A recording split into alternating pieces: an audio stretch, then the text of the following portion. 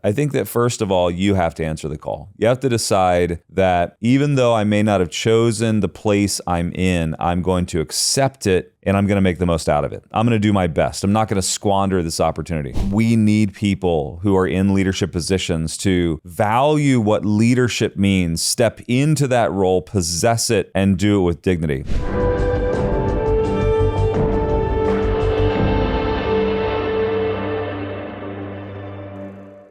Welcome to the Impact Podcast today with Eddie Wilson. So glad you joined us. Today, we're going to talk about leadership and how true leadership actually lets go when others cling to what they believe leadership truly is. I'm going to give you a leadership lesson today that if you miss, you are going to miss out. You are going to do this wrong because leadership isn't about ego. Leadership is about letting go. Leadership isn't about clinging to the things that you feel necessary. Today's podcast, I'm going to talk to you about a guy by the name of Cincinnatus. Cincinnatus is an amazing leader in Roman history. You guys know I love empire. I have the empire operating system. I love the Stoics. But this leader is a little bit unique in the fact that Cincinnatus was tapped as a farmer. He wasn't an active general in the army like most Roman leaders were. In 458 BC, you've got the Romans that are trapped, and they're trapped around a mountain in the Aequi region, I believe is what it's called, and they're cutting off Rome's main forces, and Rome is having a massive issues. The Roman Senate, desperate, divided, frustrated, fighting, they actually turn, and they collectively turn to a retired statesman who's actually a farmer. His name is Cincinnatus. And the messengers that were sent to him were actually out looking for him, and they found him in a field plowing his land. He's not serving. He's not in the Senate. He doesn't have the robes on. He is literally in the field plowing his field. And he's told in an instant that not only is he appointed ruler, he's appointed dictator. The reason that they said this was they wanted him to understand that whatever choice he made at this time, he would have free reign. He has full authority over Rome. This has never happened before in Roman history. And it's amazing because I think oftentimes, and I love this story because oftentimes I've been put into leadership positions that I never desired to be in. It was one day you just kind of wake up and you're in that position, or because no one else was leading, you chose to take the reins. Or you were just building something and by nature, now you're leading something. And for all the leaders out there who never desired leadership, who never passionately sought after the ability to have people follow, but you found yourself in a leadership position anyways, and now realize, oh, I better make the best of it. I better not squander this opportunity. This one is for you. This leader, Cincinnatus, didn't raise his hand. He didn't say, hey, call on me, pick me. I want to lead. Give me a shot. He just raised his head from the plow. He just picked up his head and realized there was a need, and then he was appointed dictator. This was his call. This was an amazing story, but I think that it's representative of a lot of people who are in leadership positions today. Maybe you were in a W-2 job or you were in a corporate job, and then you decided, hey, I'm going to step out and do this thing, and all of a sudden you have success. You're a business owner. And now not only are you a business owner, but now you're a business leader. Now you have employees. Now you have people looking up to you. Maybe as a father or a mother, you never really thought about the fact that not only were you going to have to father or mother a child, but you're going to have to lead that child. And, it's not as much taxing when they're 2 or 3, and it's more about discipline or correction or teaching or educating. It's when they're in their teenage years and all of a sudden they're going opposite of you. What is leading when that is the case? What is leading when you didn't intentionally, you didn't have a course on it, you didn't read a book on it, you didn't go to college for it, and now you find yourself with followers, people that desperately need you. They may not admit that they need you, but they desperately need you. They need you to stand up. What does that look like? So if we kind of follow the narrative, the path of this story, which I find so fascinating because he didn't search for it. He was tapped on the shoulder and given all power. He was told, hey, here's the entire Roman Empire.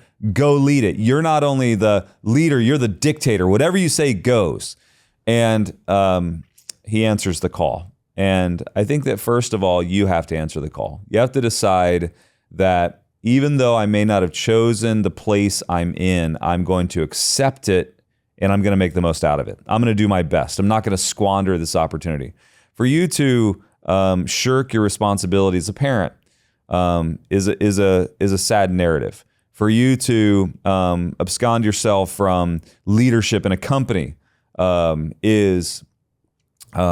it's a negative thing. It's something that we need people who are in leadership positions to value what leadership means, step into that role, possess it, and do it with dignity. And I think that's what Cincinnatus does. So Cincinnatus accepts the role. He doesn't question. He doesn't hesitate.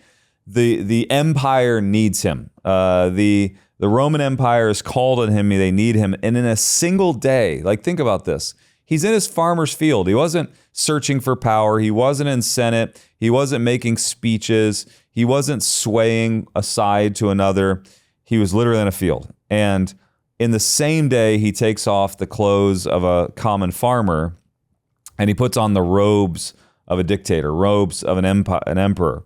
And in that same day, he begins to organize the army. He doesn't sit there and wonder what if somebody else was called and what if he said no. He just decided to give himself to it. And I think that that's important. The abandonment of what was for the acceptance of what is. The abandonment of what was and now the acceptance of what is really important. I was talking to a friend of mine recently who he just took a very large church and was eating dinner with him. And his name is Pastor Torrey Roberts. And I was talking to him and he was talking about having to take the reins of one of the most well-known pastors in America, Bishop T.D. Jakes.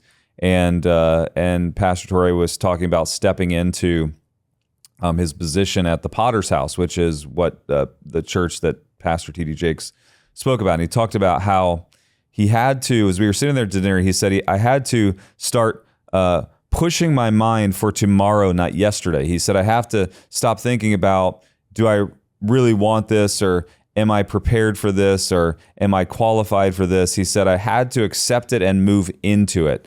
And he said, when he did it, when he chose the path, when he abandoned himself to that new position, then all of a sudden things began to come easier. They began to kind of work into flow. And I think that that's the nature of most leaders today. If you're constantly thinking, well, maybe I'm not qualified and maybe I shouldn't and maybe somebody else is better, just give yourself to it. Just abandon what was and accept what is. And so in one day, he puts on a dictator's robe. He organizes the army and he marches overnight with citizen soldiers to this Mount Algidus, which is this place where the Romans are trapped. He literally he abandons his place and he walks and he marches overnight. It wasn't like, well, I'll get there when I get there. No, I'm called on and I'm going to do it. It's an abandonment to what was. And he says, look, I'm going to give whatever it takes. I'm going to do what it takes to fill my position. And then he doesn't just fight the Achii, he surrounds them in the night. And it's a fascinating story. He surrounds them in the night with citizen soldiers. He's not even dealing with the traditional Roman army. He has these citizen soldiers.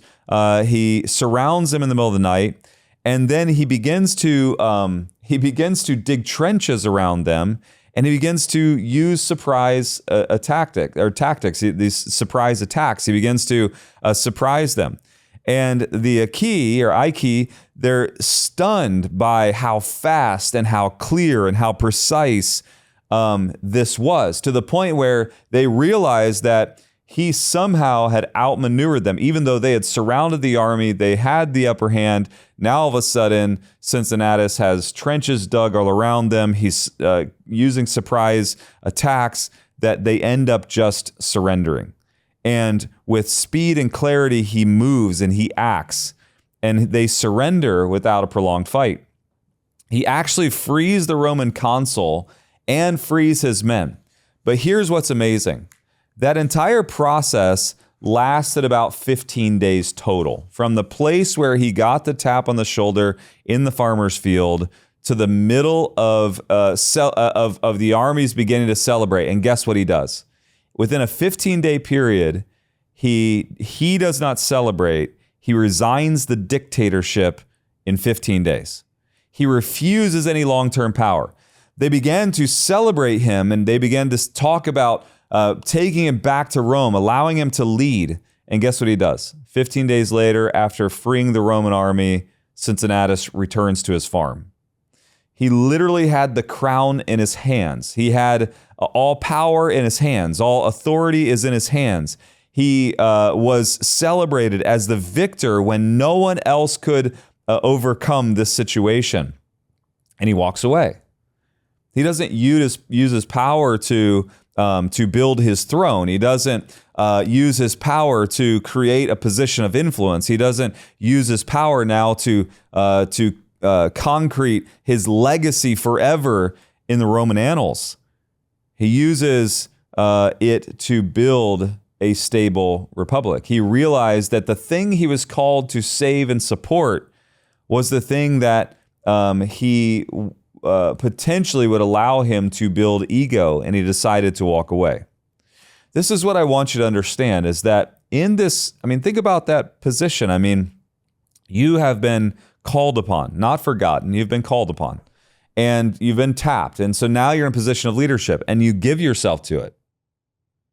Most people would want repayment for that act. Most people would want the accolades. Most people would want to be written in history as the person who forever saved Rome. They would want to be lauded. They would want to be put on people's shoulders. They would want the spoils of war. They would want all that comes with victory. And he doesn't take it.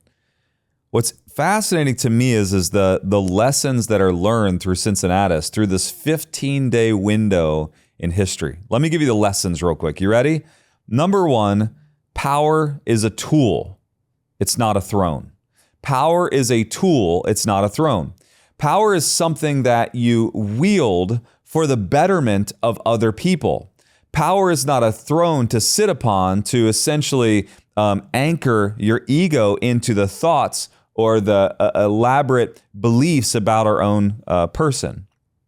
He knew something that most leaders forget. Cincinnatus knew something that most leaders forget.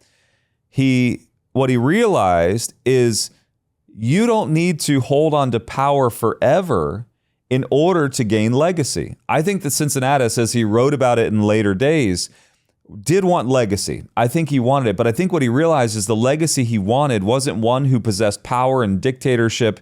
It was one that stepped into the role when he was called upon. He chose to do it well, with dignity, and that was the legacy he left. He stepped away when it wasn't necessary anymore. Will you step away from the power when it's not necessary anymore? Will you delegate to someone else when it's time for someone else to step up?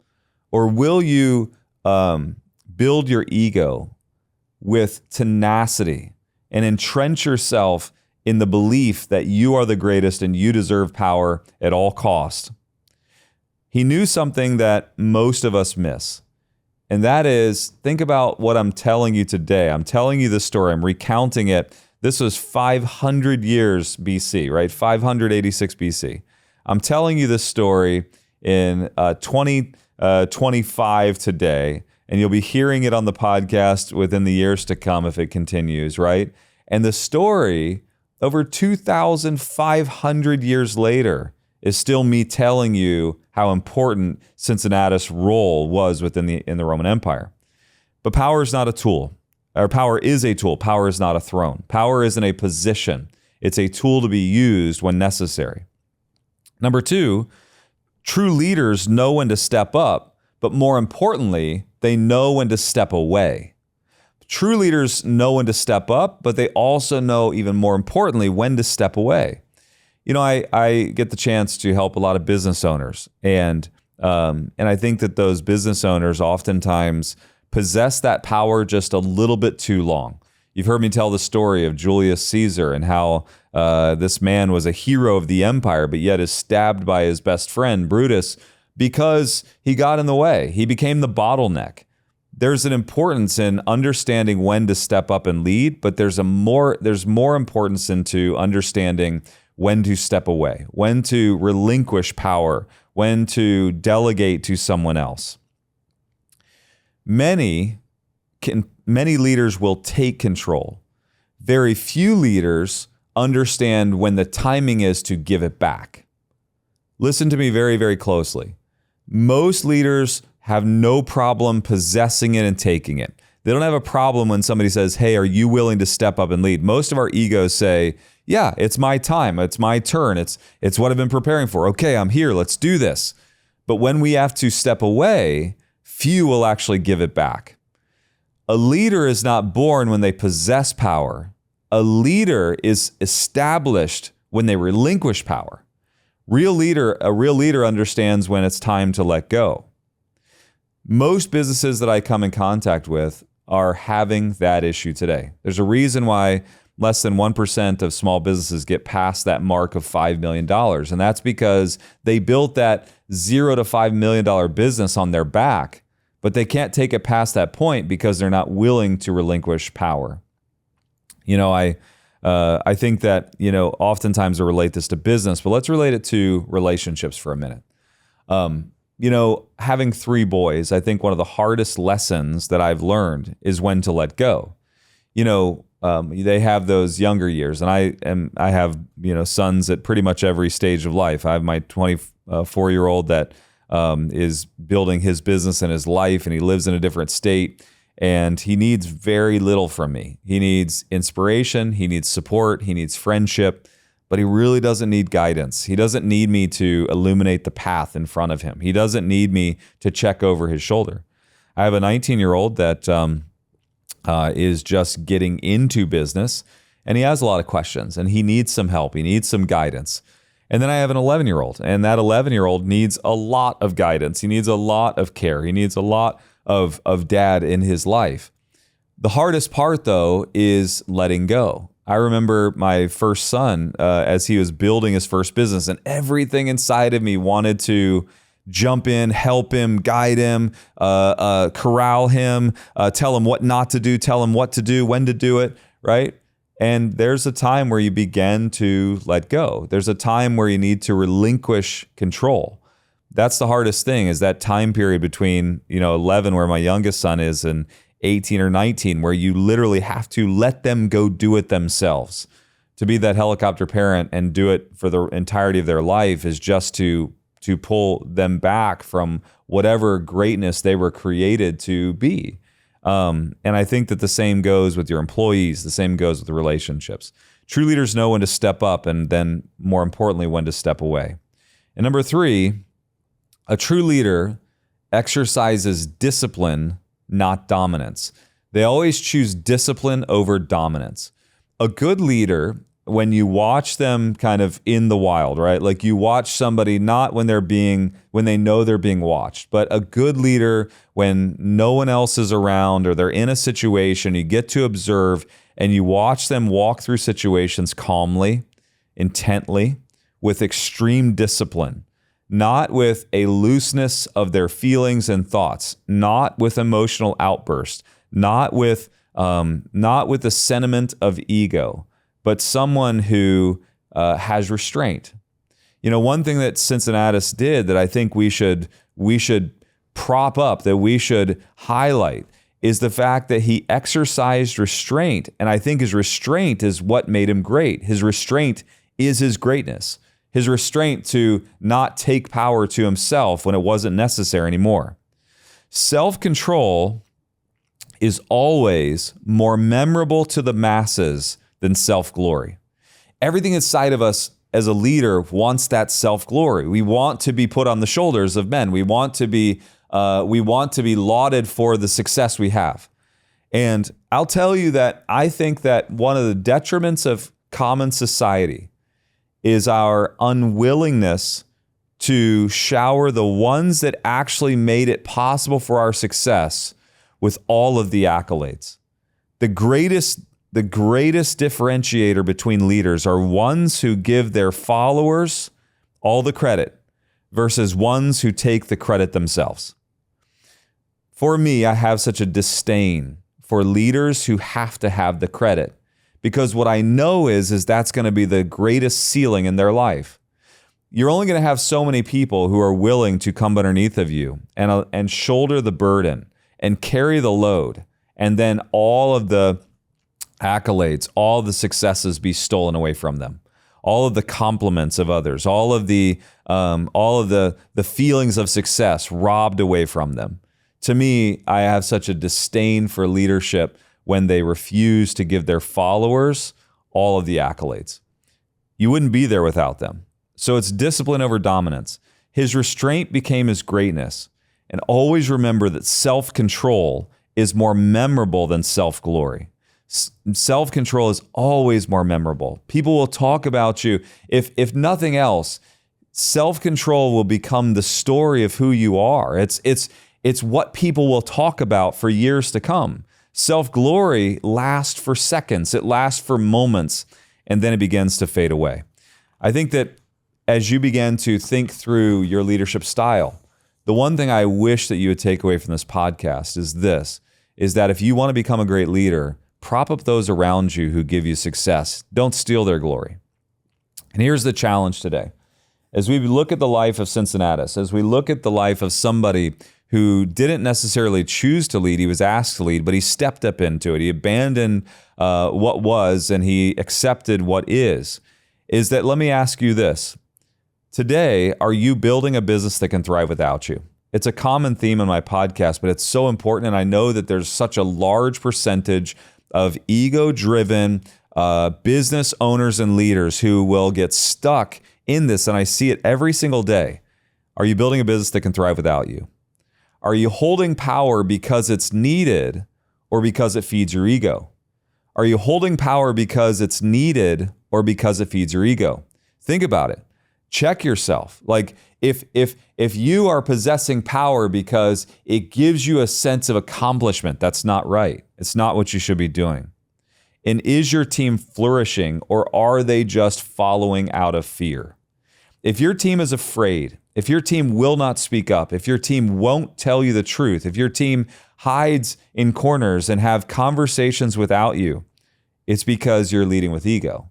You're holding and possessing power that should be delegated to others. So don't just build for power. Here's the call to action today, right? Here's your CTA. Don't just build for power, build for peace. You know, when Cincinnatus went and he freed the Roman army, I mean, like, think about this, like, he became the savior of the Roman army. 15 days later, he's back in his farmer's field and he's plowing in the dirt again, right? He wasn't building for power, he was building for peace. He realized that what he ultimately wanted was the freedom to be, the freedom to do what he loved, the freedom to exist without downward pressure. And then in the end, what happens if you go back to Julius Caesar, if you hold that power too long, you'll always die in the spotlight. And the world will turn against you. Think about how many people who possess power for just a little too long ultimately die in the spotlight. I never want to make this a podcast political, but one thing that, I will say is I am so frustrated with the political system today, both sides, because of a lack of what I'm talking about right now. You think about these politicians that are in their 80s and 90s, who we literally have to usher outside of their place of service in a wheelchair, losing their mental faculties. And to me, I ask you this question: do we not have a greater group of people? Do we not have someone smarter? Do we not have somebody who's willing to lead? Do we really have to have people who sit inside of our political arenas for 40 and 50 and 60 years until they have to be ushered out, right? Like, to me, that is exactly what I'm talking about. People that possess power for their ego. They possess power because they know nothing else. And what do? They die in the spotlight. Don't die in the spotlight. Build something that shines without you.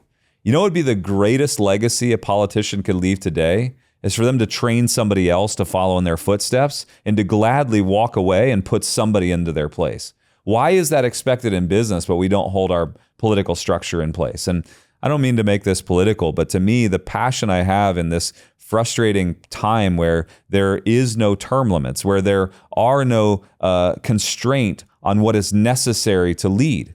It's a system that is built on power that is propped up on ego.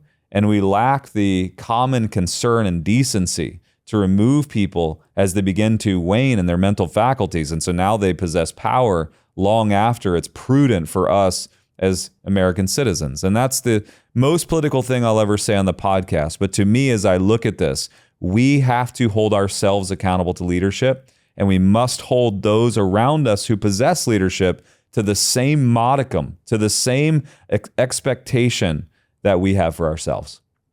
Today on the podcast, I hope that you've heard the stories from the annals of Rome and Cincinnatus, and you realize that leadership isn't about being powerful. Leadership is about using power as a tool and letting it go, releasing it when it's time. To me, if you want to be a leader today, if you want to possess a legacy that's worth speaking about for 2,500 years later, you'll hold power for only as long as it's necessary. And you'll go back to the farmer's field and do what you desire to do. Today, I hope that you'll take those words of wisdom and you'll take the advice that I've given. Cincinnatus just didn't save Rome. He saved us from the illusion that real leadership is about control. He saved us from the illusion that real leadership is about control. Thanks so much for being a part of the podcast today. Please comment, like, share. Let me know what you want to hear more of, and I'll continue to share on a weekly basis. Have a great day. Thanks so much for being a part of the podcast and for listening today. I'd love to connect with you further, and you can connect with me on social media at Eddie Wilson Official on any of the social media channels.